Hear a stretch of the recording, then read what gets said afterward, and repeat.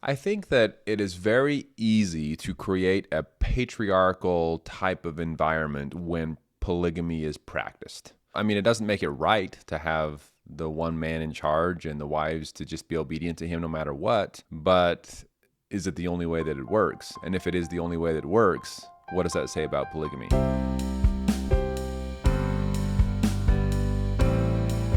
Welcome back, everyone. My name is Sam. And I'm Melissa. I grew up in the FLDS community. It is a polygamous group run by Warren Jeffs, and I moved out when I was 18 years old. I was raised LDS. Sam and I have been married for 9 years and have two awesome kiddos. Yes, we do. We want to quickly thank our donors on DonorBox as well as our YouTube members. We really do appreciate your support. Yes, we are finally back with some fresh eyes on Sister Wives. It's been a long time. We apologize. I know. There has been so many documentaries out about polygamy, specifically the FLDS or Kingston's, and all of these important shows that we really wanted to react to and talk about some of those important topics. But we did watch season 8 this week, and man, this is coming at a time of it was the sad news with Sister Wives with Garrison. Absolutely heartbreaking, and we had just barely decided and started watching it again right as we found out the news. And that's just so hard to go back and watch these now, and every time you see his face, know that he's no longer with us. And so our heart just breaks for them, and our heart goes out to their family, and it's just really, really sad. It makes you grateful for the people in your lives that you love, and just as a good reminder to reach out to those you love and make sure they're doing okay. Yeah. It's also a reminder of you just never know what someone's dealing with, what someone's going through. So like Melissa said, our love and support goes out to families and loved ones, and it's just heartbreaking. But we were excited to have the opportunity to jump back into these episodes and seasons of Sister Wives and discuss and bring kind of a light on the comparisons between different groups like the FLDS versus their beliefs and the Sister Wives and different groups that we are familiar with as well. But it was very, and like most seasons, there's a lot of episodes where it's just them talking about their life and showing what they're doing, and other episodes come along where it's very religious based and very interesting that we will really enjoy sharing with you today. Yes. So getting into season 8, I mean, there was a lot of regular life stuff, watching a bunch of their kids leave for college, their worries as, Maddie goes to Utah State University. I actually went to church camp. It was called EFY, or Especially for Youth. And I actually spent a week at the dorms up there in a religion camp over this summer. So it was kind of funny to see her going there, and they were worried, it's a very small school with a high LDS, mainstream LDS population, which we find out later that she is going to join the LDS church. But watching them just have more and more children leave and get older, again, just normal life stuff. But they take a road trip to go and meet up with this other polygamous family in episode 2. And there were a couple. Watching them take RV trips is we all know what's going to happen. Why don't they know what's going to happen? I feel like the producers, I keep the producers forcing to do it every time. They're like, instead of doing something that might be less drama, let's take an RV again. Last time that was a hit. We loved to see that. Let's do that again. And it seems like it's drama every time. Producer picks. This was definitely the smoothest at the beginning. And maybe it's because now they're having fewer children going on these trips with them. Maybe that's what it is. But as they went, the topic of Ken Grant, who is one of Kody's old high school friends, came up. And this blew up into a huge thing between Cody and Christine. And it was funny because Sam and I actually just paused, and we talked about who we thought was in the right, who we thought was in the wrong, where are the lines, if people say things that are hurtful, where do you let it go, where do you fight. We ended up in such a long conversation. We didn't even finish the episode that night. I almost regretted even bringing it up because it led to other things, and it was just a long conversation we ended up having. But it was good though, because those the moments that you're okay, as a spouse, where's the line of this person hurt my spouse, and they're feeling sad about it, and so I need to come to some kind of defense. And then there's also the line of, if you understand that person and you have a good relationship with them, and you don't think it's a big deal, how do you let your spouse know that they're validated in their feelings, and also explain to them the other side of it and try to have them be less sensitive towards things that aren't meant to be hurtful. Does that make sense? Yeah. So it was a lot. What I learned is that, well, what we already knew, but what I learned after discussing it, the two of us together, is that it's easy for us and everyone else to watch back and say, well, he could have done this better. She could have done this better. They're both kind of in the wrong. They could have handled the situation a lot better. But it's easy for us to say. We all throughout our life handle situations probably not the best way all the time, you know? And and then you think back and you say, okay, yeah, I realize I could have handled that better. So obviously we know from both sides, Kody could have been a lot more understanding. Christine probably could have been a lot more understanding as well, and tried to, because the first thing that I thought is, oh yeah, Christine has a very good point here, but none of the other wives seem to be bothered by it, which made me think, okay, maybe she is making it into a bigger thing than it really is. Well, and I wanted to point out, the only reason I even bring this up is because this comes back to, depending on people's religious beliefs and how they've experienced people bashing on their religion up to that point, it's going to make a big difference. For Janelle, she was mainstream LDS. So someone joking about, oh, just come back to the LDS church and leave your wives, she fully understands that LDS people saying that, it, like, not saying that what Ken said was okay or right. It's not. But when you understand an LDS perspective, there are comments that Sam and I get since leaving the LDS church that are not kind or considerate towards our feelings at all. But we understand that when we were in their position, in an LDS position and perspective, they're not saying it to try to harm us. They're saying it because that's how they feel in their worldview, if that makes sense. And so trying to take a second to understand that perspective. Christine doesn't have that perspective, and she's used to having to be very defensive over her religion and over her choices with her family. Right. And so she's going to feel completely different, you know, and Meri, like, everybody has their different religious background, history, the way they were raised, the way they were treated. All of those things come into play when it goes back to somebody making an offhanded comment. Can you understand where they're coming from? Or can you not understand it completely and it's only an attack? So that's the only reason I bring it up, is because it's interesting to see, you know, whether or not Ken was just joking, whether he meant it seriously, because in his mind, which from other conversations they've had with him before, he could have meant it seriously in the sense of, I want you back in the LDS church, and you could come back. If you just chose one wife, you could come back tomorrow. Why don't you just do that? You know, he might not have been joking. Right. It's always interesting to me when I hear someone like in Ken's position joking about things like that, knowing that the mainstream LDS church that he currently belongs to has a very big history of polygamy as well. Yes. So the fact that he's willing to joke about that as though it's some crazy thing, why would anyone do that?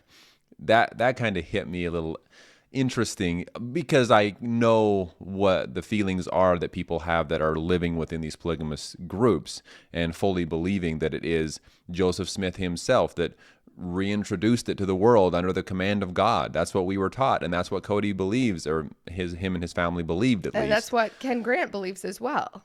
But so the fact that he would just say, hey, you know, a comment like that, that's basically pointing out that polygamy is this awful thing, when his belief also has a lot of history in that as well. Yeah, I think this is I think Kody said it well. He's like, I don't think plural marriage is for everybody, but the LDS, or he said Mormons, he said, but the Mormons and Ken think that Mormonism is for everyone. Right. And I think that can happen a lot of times in any religion where you have the belief that there's only one truth, right? If plural marriage might not be for everyone in the AUB.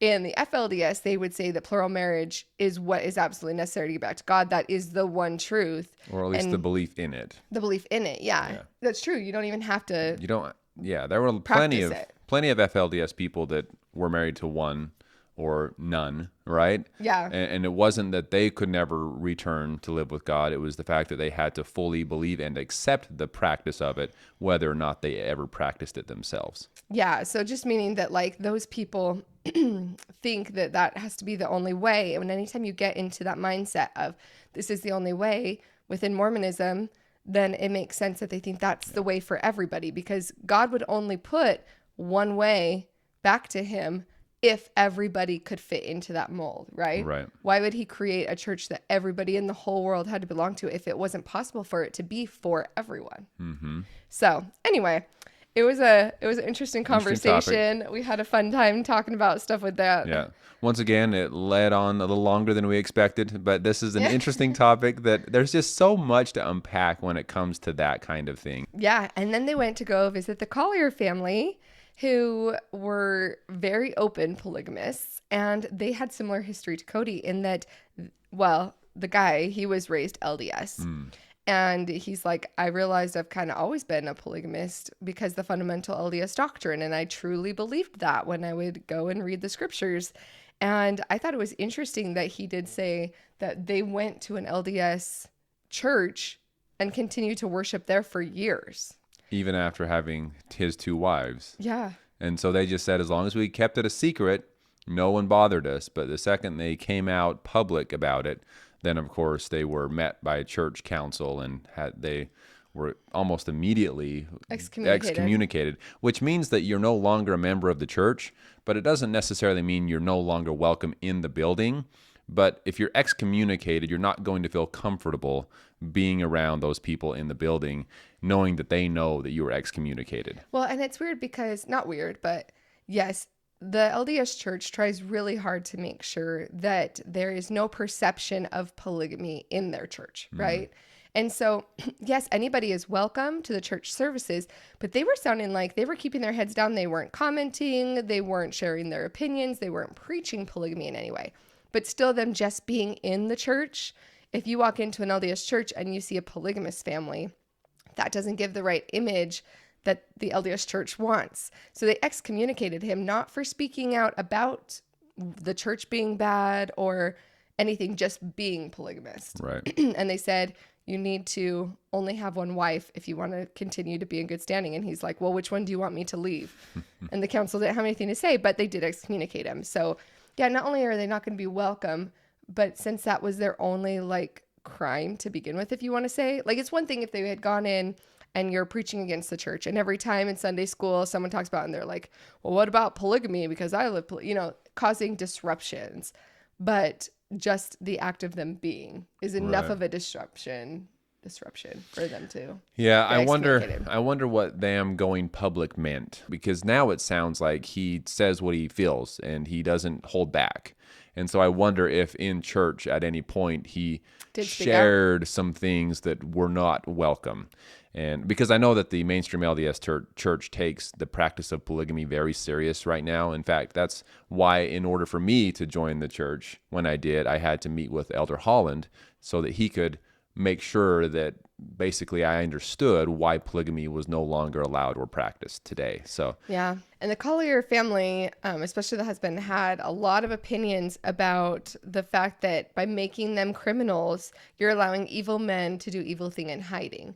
And they talked about the fact that because polygamy is not legal, women are afraid to report any other crimes because they're worried that their kids are going to be taken away, that their husband's going to be put in jail for that. Like, they can't report a lot of things. And so men can take advantage of polygamous situations because they're already having to hide out just for the act of polygamy. So I thought that was interesting as well. Yeah, it's a good point. A lot of people have made comments about that if they would just allow polygamy, I guess, then people wouldn't be trying to hide it and creating all of these other crimes while doing it. But I don't know. Like, what comes first, the chicken or the egg? Is it polygamy? Like, is it the hiding that causes the crime? Or is it the polygamy that's causing the crime? Or is it just crime being crime? Like, it's hard to know if one would actually fix the other. I think that it is very easy to create a patriarchal type of environment when polygamy is practiced. Yeah. And I feel like with the Brown family here, Kody had a hard time with that. And maybe this is why it all fell apart, because he married women that had very strong opinions and didn't want him or allow him to make all the decisions and be the one in charge of everything. And it seemed like at times he wanted that. He wanted his family to obey him and respect him. He kept saying loyalty and respect during the time in season 18.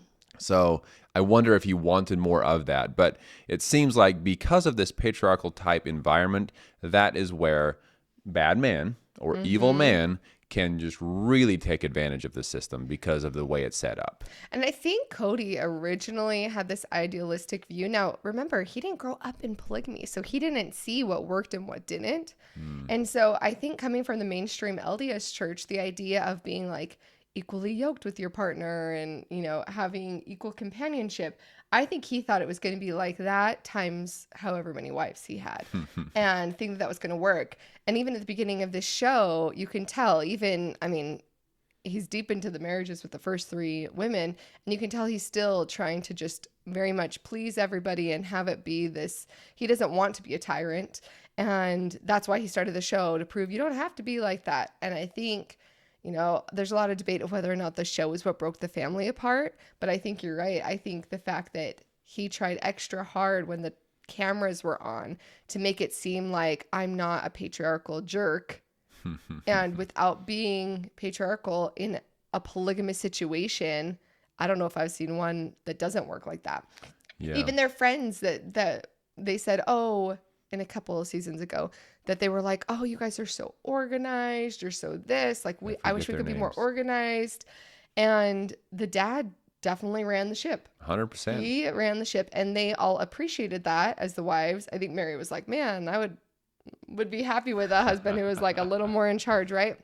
And so those tend to be the polygamous families that tend to do better because someone has to be in charge. And when you have a democracy, that's a lot of people trying to decide one thing. It's hard enough with 2 people in a marriage to get compromise and make decisions. Page. Yeah, exactly. And so, I don't know. I mean, it doesn't make it right to have the one man in charge and the wives to just be obedient to him no matter what. But is it the only way that it works? And if it is the only way that it works, what does that say about polygamy? That's the big question. That's a very good point, babe. Going away from the religious talk for just a second, we finally got to hear more about the babysitter. Oh my goodness, yes. Because there was a lot that was happening. So in episode 4, Christine's mom's moving in. They're kind of worried about how that's going to shake up the dynamic. And, you know, she's excited to get to spend time with her grandkids, which is completely normal, especially after the older 2 girls, McKelty and Aspen, are leaving. Christine needs the help. In the interviews, though, later, like looking back, Christine, or I guess it was kind of like mid-season interviews, Christine talks about how hurt she was that Robyn had hired a babysitter because that's supposed to be one of the perks of having a sister wife and being in a plural family is that you raise your kids together. Yeah. And Christine was like, I was super hurt. And then you could tell that Robyn was super offended by that, being like, well, we all work together and I'm just happy for any help I can get. And so we had heard a lot about, she had to get a sitter. So now at this point, you have Mindy, who's the babysitter for Robyn. And then you also have Christine's mom, who's going to watch her kids. And then you have Meri, who's feeling like she's on the outs. Like, I just don't have as close of a relationship with the kids. I don't ever watch them. It sounded like she doesn't really watch them for the most part either. Right. Yeah, we had seen sneak peeks of a babysitter being around in previous episodes. But yes, it was interesting that they finally brought it up and talked about it. It's interesting to me that because Meri is not feeling so connected with the kids, why isn't she helping out more with Robyn's kids, for example, instead of bringing a babysitter? Just a question I had. Maybe there's a good reason for that. I don't know. They said they were all working together a lot. So maybe a lot of work. I see. Okay. And my next question would be, if there's so much work, why does Christine and Janelle not have a babysitter as well? Yeah. Why is it just Robyn? So that's another question, because Christine also has young kids and a lot of kids. So that's just some questions I had. Maybe there's a good reason. Maybe this is one of the reasons so many people are angry at Robyn and the way that she handled things. But it was interesting to me to see that only Robyn had a babysitter. If any of them are going to have them, why only one?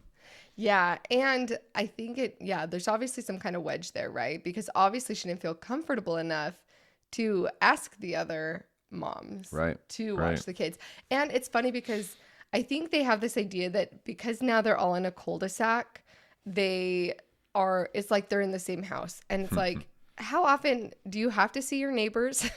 We have some neighbors near us that like, it took 3 years before we actually like crossed paths at all. Not because we weren't trying to be neighborly, like literally the first time that they were in their front yard at the same time we were. 3 years before we could say hi and introduce ourselves, without going and knocking on their door. Like, being neighbors doesn't mean all of a sudden you're just going to forcibly be around people, even if they are family either. Like, it's just interesting. Yeah, it's easy to just go about your day, do your own thing, in and out of your own front door and garage.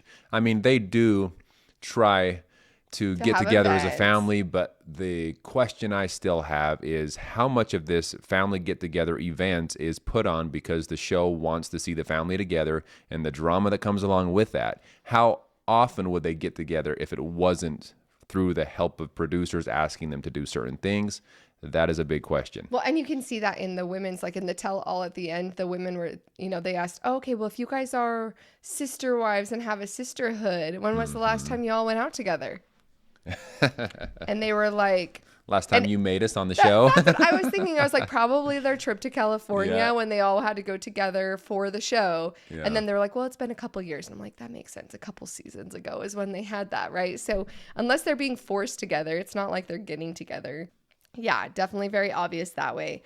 But Christine was excited for her mom to move in. Hearing some of her mom's story was so sad, and I'd say pretty typical in a lot of these groups. She was praying about which husband she was supposed to have at 14 years old. She had an idea of who she was supposed to marry, but it wasn't someone that she really liked. Like, I didn't know very well. Did it say which group she was from? Is she from the AUB as well? Yeah. Okay. Yeah. Okay. Married at 17. She was the first wife, had 11 years of marriage. Second wife comes along, and just the roughness of that, talking about how it's easier to be moms together than sister wives, which was also true for the Browns, right? Because we got a little more history about Janelle coming in with Meri, and Janelle said the same thing. Like, things were pretty rough, but once we all had kids together, then it was about the kids, so we could like kind of ignore that part and all the tough stuff of being sister wives, and we could focus on the kids. Right. So it seems to be pretty common that way. And then she actually did leave the faith and got divorced, and she said how she felt she was going to hell.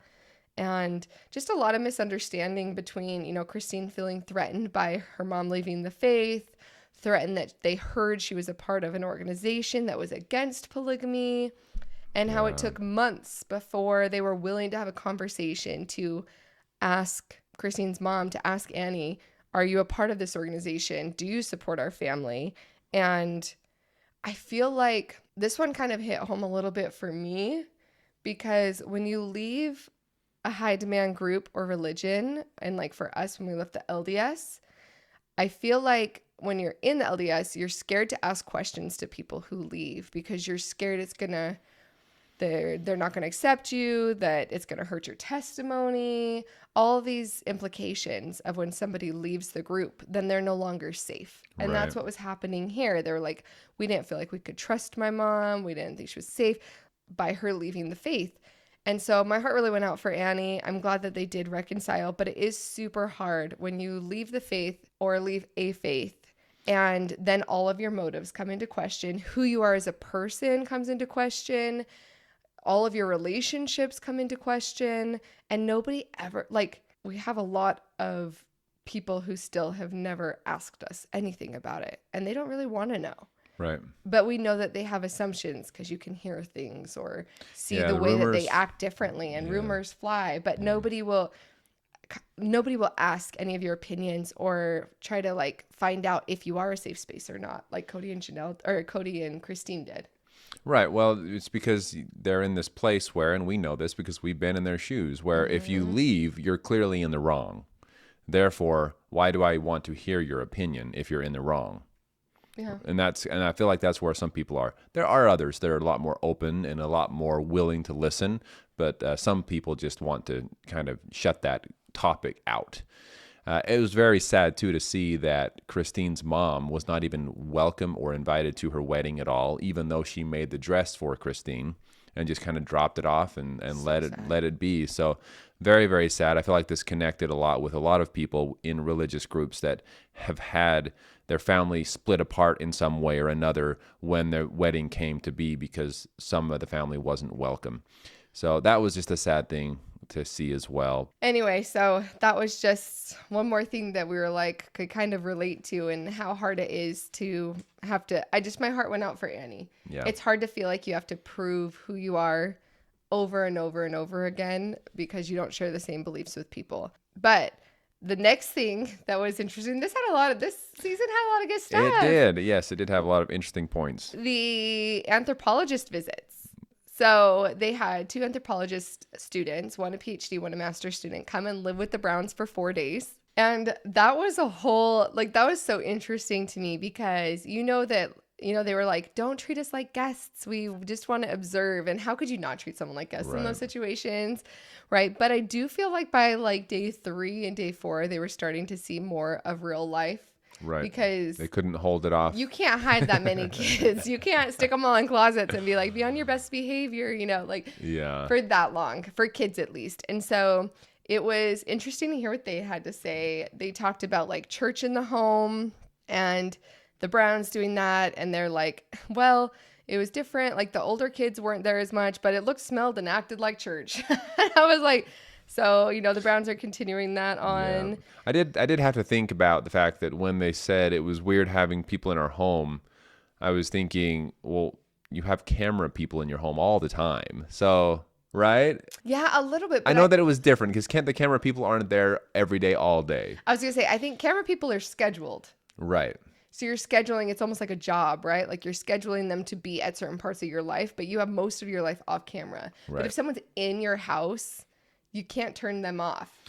True. When something is not how you want it to be. I agree, but I'm just saying I feel like for the kids in that they would at least be not completely, because I imagine there would be some families that if some stranger was in your home, it would feel very awkward and you'd probably just want to hang out in your room the whole day. I feel like they were semi-used to having so-called strangers around the house videoing and that kind of thing. So at least it wasn't completely out of their norm. Yeah, that's true. So they talked about how the older kids weren't present at church at home, which they thought was very interesting because obviously this is such a strong religious dynamic for them to be in polygamy, but then their kids seem to have the option to choose, which Maddie talked to the family or to the parents about joining the LDS church and that she was going to get baptized soon. Now, whether or not that actually happens, we're going to have to wait and see because they did say they wanted her to disassociate with her parents' faith, even though she didn't have to disassociate from her family. And so that's going to be an interesting one to see in the future because, like, she didn't go to their church when they had it at home. She's like, okay, I'm going to disassociate with that because that feels like a conflict, but not, again, the imagery for the LDS church and trying to make sure it does not look like polygamists are active in their church is really important to them. Right. Yeah.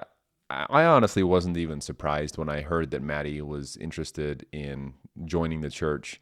It kind of took me back Not at USU. Yeah, exactly. That's my point. It kind of took me back to my experience where you come from such a similar belief and then you're surrounded by family and friends that are members of the LDS church and they're inviting you to come to the events. They're inviting you to come to church. They're inviting you to speak with the missionaries.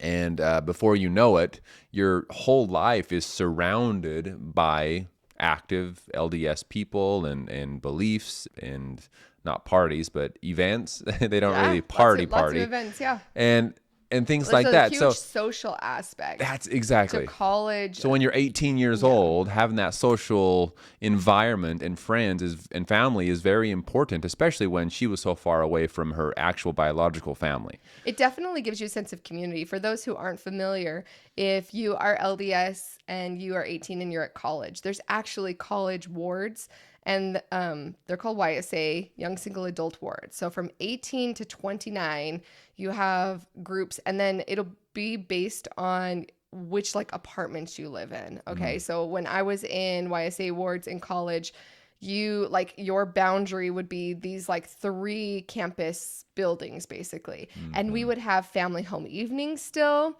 There'd be people in charge of family home evening every Monday night, and that was your family away from your family.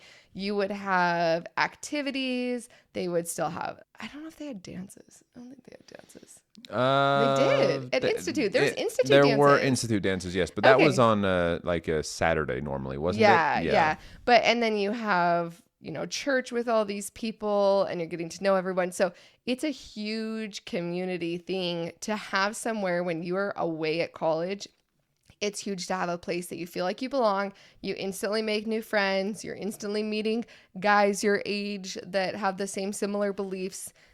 Having that when you go to college is huge. And because they were, a lot of them raised up in this belief and in this social environment that is the LDS, they are very friendly. It's almost like, were you taught to be friendly? Because, okay, I ask that because you go into a single adult ward or you go to one of these activities and you're not going to be sitting there by yourself. Like there are instant connections and people walking up to you and saying, "Hi, I'm so-and-so. Nice to meet you. What's up with you? What's your life?" You know, and things like that, right? Oh, it's 100% like that. As a matter of fact, I had moved like to Ogden, Utah for a short period of time. And when I was up there working, I walked into a single adult ward and I sat in the back and not a single person said hi to me. And it was the first time ever. And I didn't go back because it was that big of a deal. Like, yes, typically young single adult wards, you go in, or like the ward I went into and I tried to sit in the back when I re-met you for the first time. Sam was running around like a busy bee because there's so many leadership positions that people have too, where they're meant to be friendly. So it's not that not everybody's friendly. I mean, most of the time people are friendly. That's my point, is that most of the time people are friendly in general, but there's also specific callings.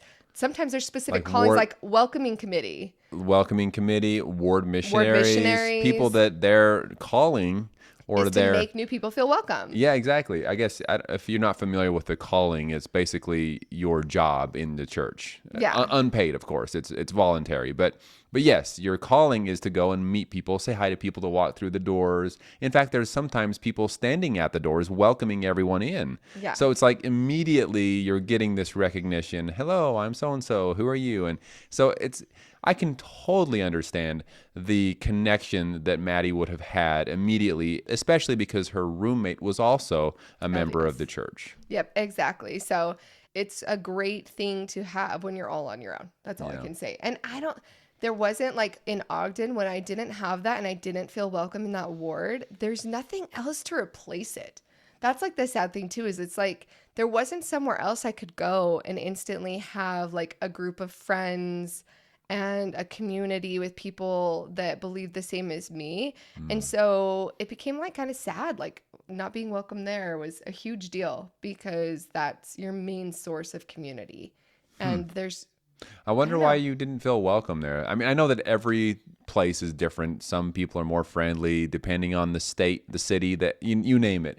But I'm curious why you at that point didn't feel welcome. I just remember not a single person saying a single word to me. And I sat through church without having a single word spoken to me. And it just felt like nobody wanted me there. Interesting. And I mean, at that point, I was like 21 years old too. So I'm young, by myself, in a new city, and nobody even wanted to say hi. And so I felt unwelcome. But that just goes to show the expectation, right? Oh, 100%. Yeah, because I've been in other wards. People are supposed to be, Yeah.